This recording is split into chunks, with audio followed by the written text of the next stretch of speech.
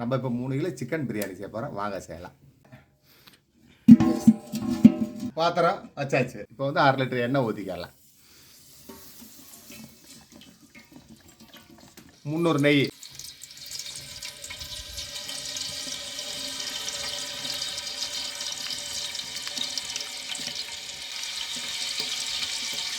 இப்போ நம்ம மஞ்சள் தூள் போட்டு கறியை கழுவிக்கலாம்.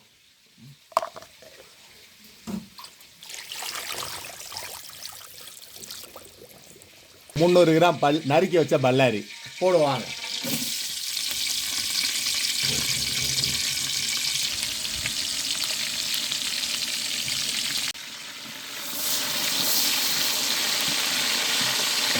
வெங்காயம் முறிகிருச்சு. இப்போ புதினாவை போட்டுக்கலாம். 100 கிராம் புதினா,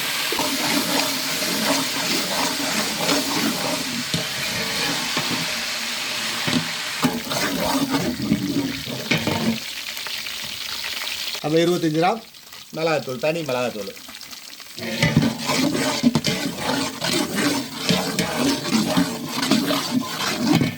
வெங்காயம் முருகலாக இருந்துச்சு. இப்போ தக்காளி போடுவோம். 300 தக்காளி,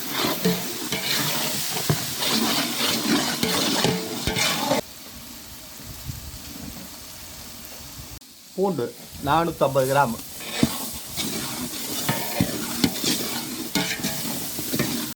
இஞ்சி 250 கிராம்,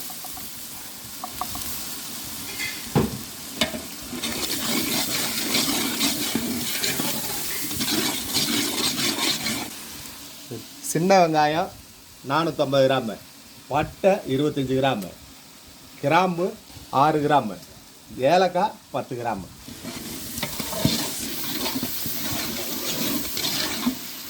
இப்போ நம்ம 3 கிலோ கறி எடுத்து வச்சோம்னா அதில் 1.5 கிலோ நெஞ்சு பீஸாக எடுத்து தாளிப்புக்கு போடுறோம்.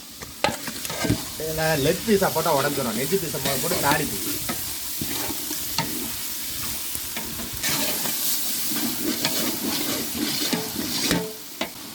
இப்போ நம்ம ஒரு 1/4 லிட்ரு செலவு தண்ணி ஊற்றுறோம். 1/4 லிட்ரு இஞ்சி பூண்டு கழுவுன தண்ணி ஊற்றிருக்கோம்.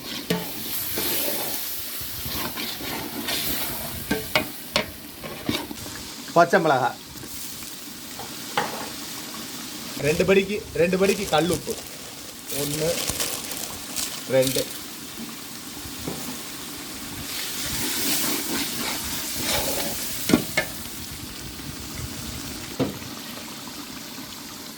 மல்லித்தலை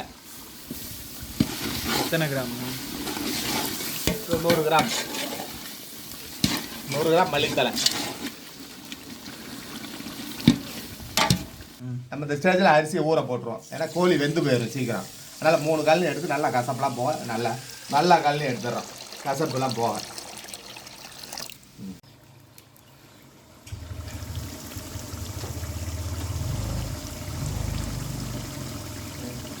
இப்போ தயிர் வந்து ஒரு 1/4 லிட்டர் ஊற்றிக்கிறேன்.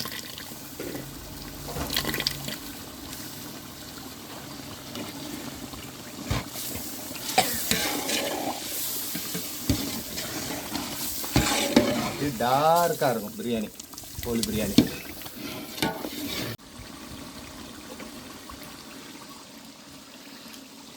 இஞ்சி பூண்டுலாம் நல்லா வதங்கிருச்சு. நம்ம வந்து நெஞ்சு பீஸா 1.5 கிலோ போட்டோம். அது நல்லா வெந்துருச்சு. இது மேலாக போடுறோம். அவ்வளோதான். அந்த இன்னொரு 1.5 கிலோவை இப்போ போட்டு ஒரு சுற்றி தண்ணியை ஊற்றி விட்டுடலாம்.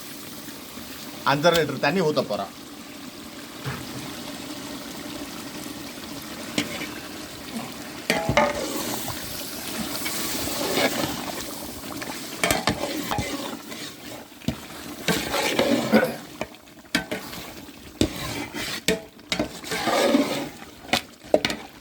பாருங்க, அப்படியே கலர்ஃபுல்லாக இருக்குது. திண்டுக்கல் பிரியாணி டாப்பாக இருக்குது. நாங்கள் வந்து முதல்ல பச்சை மிளகா போட மாட்டோம். மட்டன் பிரியாணி இது போட்டுருவோம். ஏன்னா கோழி வெந்துடும். அதனால் பச்சை மிளகா உடையாது. ஒன்றும் பிரச்சனை இல்லை.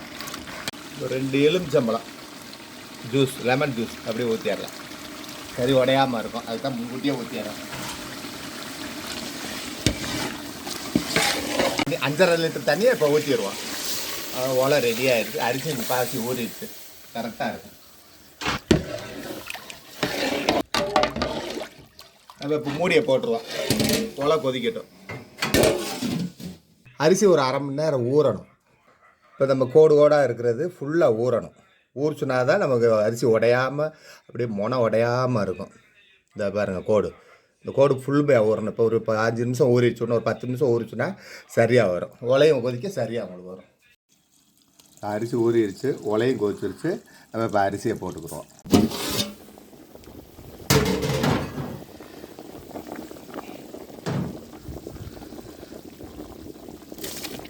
அரிசியை போடுறோம் நம்ம.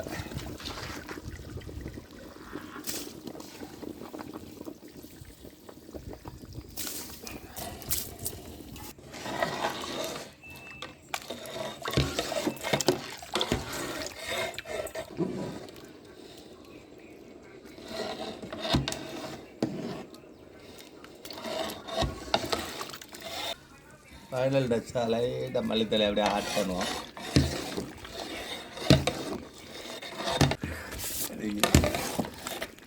அப்படியே கிச்சன் இருக்குங்க. எவ்வளோ கலராக இருக்குது. ஆமாம், கலர் ஃபுல்லாக இருக்குங்க. பாருங்க, திண்டுக்கல் பிரியாணி.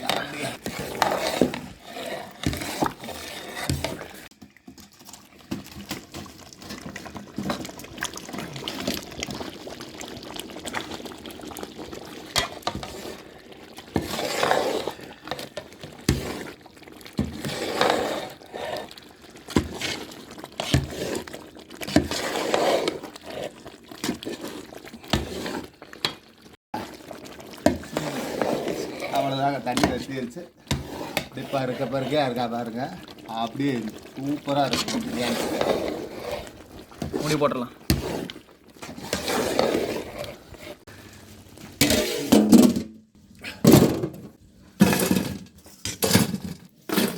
நம்ம தம் உடைக்கிறோம்.